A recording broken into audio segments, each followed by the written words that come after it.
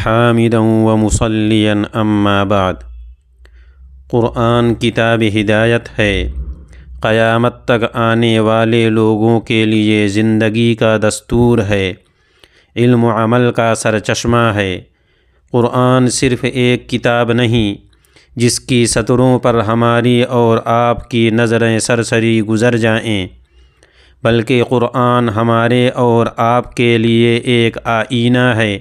جس میں ہم اور آپ اپنی روح کو ویسا دیکھیں گے اور پائیں گے جیسے اللہ ہم کو اور آپ کو دیکھتا ہے۔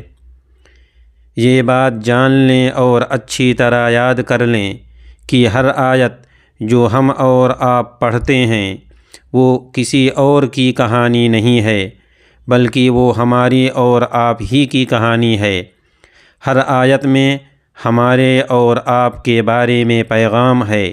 ہم سب کے لیے سبق اور ہدایت ہے۔ ہمارے اور آپ کے دل کے بارے میں، ہمارے اور آپ کے اعمال کے بارے میں، ہمارے اور آپ کے ابدی مستقبل اور آخرت کے بارے میں پیغام اور رہنمائی ہے۔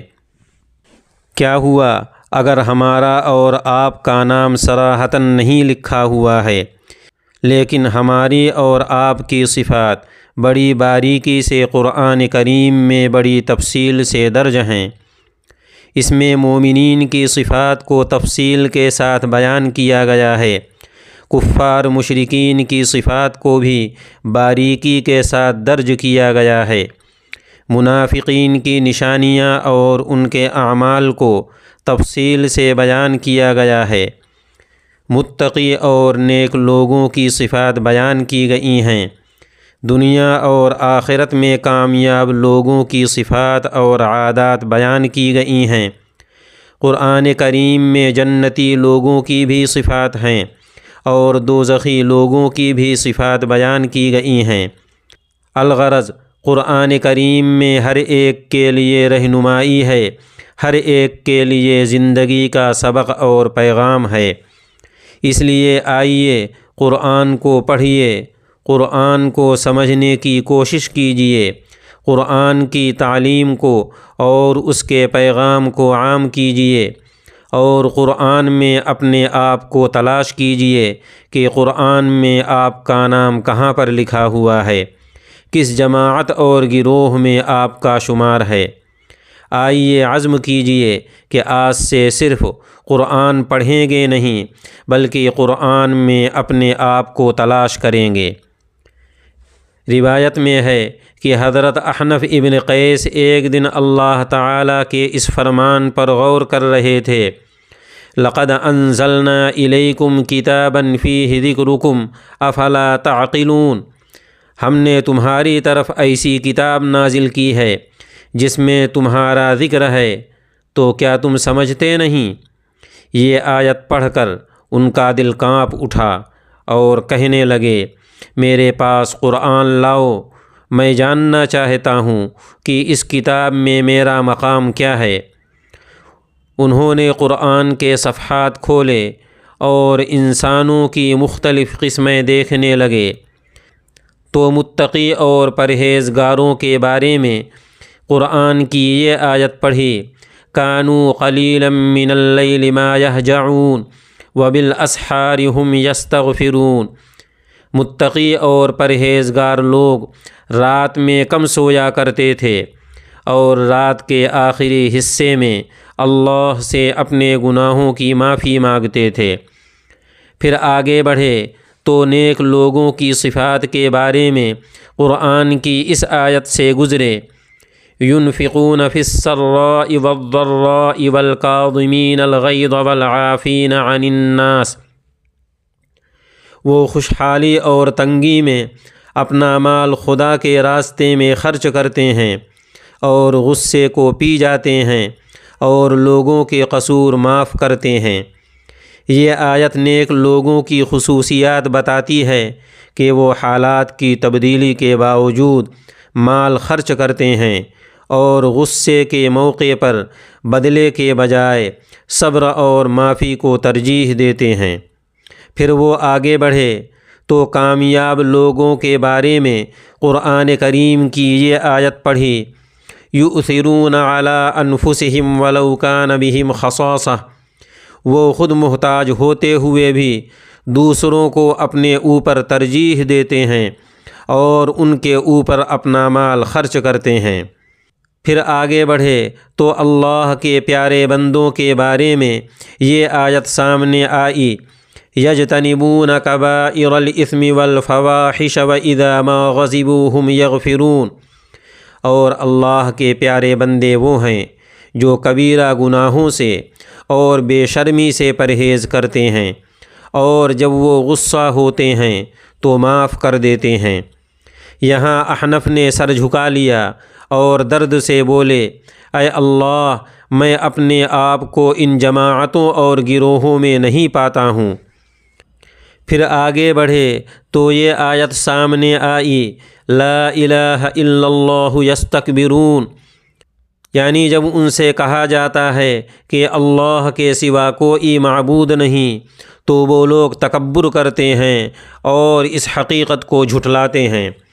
پھر آگے بڑھے تو ان لوگوں کے بارے میں پڑھا جن سے جہنم میں جانے کی وجہ پوچھی جائے گی تو وہ کہیں گے، لم نک من المصلین ولم نک نطعم المسکین، ہم نماز نہیں پڑھتے تھے اور ہم مسکین کو کھانا نہیں کھلاتے تھے۔ یہ آیتیں پڑھ کر حضرت احنف کا دل کانپ اٹھا اور بولے، اے اللہ، میں ان لوگوں سے تیری پناہ مانگتا ہوں۔ یہاں تک کہ حضرت احنف تلاش کرتے کرتے اس آیت پر پہنچے، وآخرون اعترفوا بذنوبهم خلطوا عملا صالحا وآخر سیئا عسى اللہ ان یتوب علیہم ان اللہ غفور رحیم، اور دوسرے وہ لوگ کہ جنہوں نے اپنے گناہوں کا اقرار کر لیا ہے، انہوں نے کچھ نیک عمل اور دوسرے برے کاموں کو غلطی سے ملا جلا دیا ہے، قریب ہے کہ اللہ ان کی توبہ قبول فرما لے، بے شک اللہ بڑا بخشنے والا نہایت مہربان ہے۔ اس آیت کو پڑھ کر ان کو ایسا لگا جیسا کہ یہ انہی کے بارے میں نازل ہوئی ہے،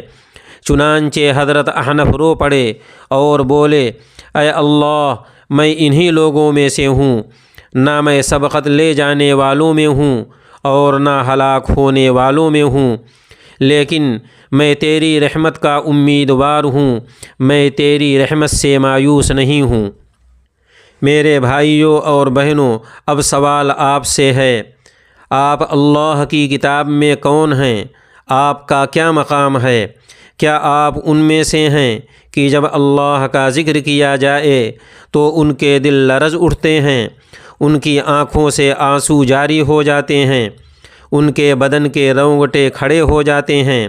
یا ان لوگوں میں سے ہیں جو توبہ کو ٹالتے رہے یہاں تک کہ گناہ زیادہ ہو گئے اور اللہ کے راستے سے بھٹک گئے؟ اگر ایسا ہے تو مایوس نہ ہو، اللہ کا ارشاد ہے، لا تقنطوا من رحمت اللہ، اے میرے بندو، میری رحمت سے مایوس نہ ہو،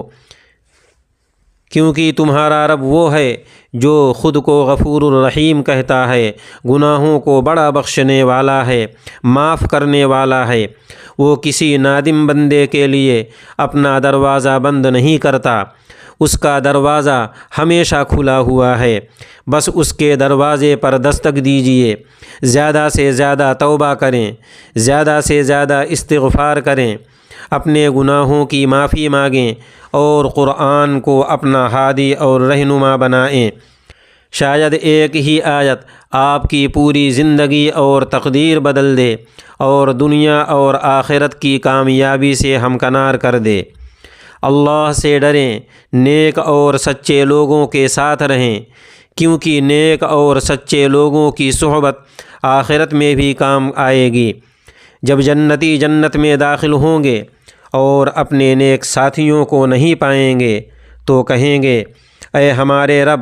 ہمارے وہ بھائی کہاں ہیں جو ہمارے ساتھ نماز پڑھا کرتے تھے؟ تو ان سے کہا جائے گا،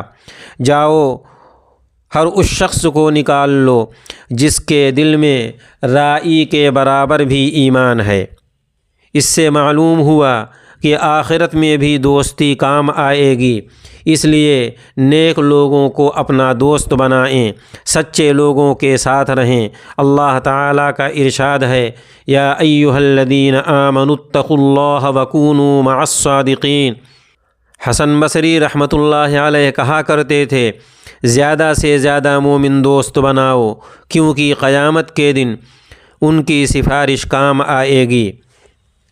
اللہ تعالی ہم سب کو جنت میں داخل فرمائے اور جہنم سے بچائے، جب تک زندہ رکھے، ایمان کے ساتھ زندہ رکھے، ایمان پر ہم سب کا خاتمہ فرمائے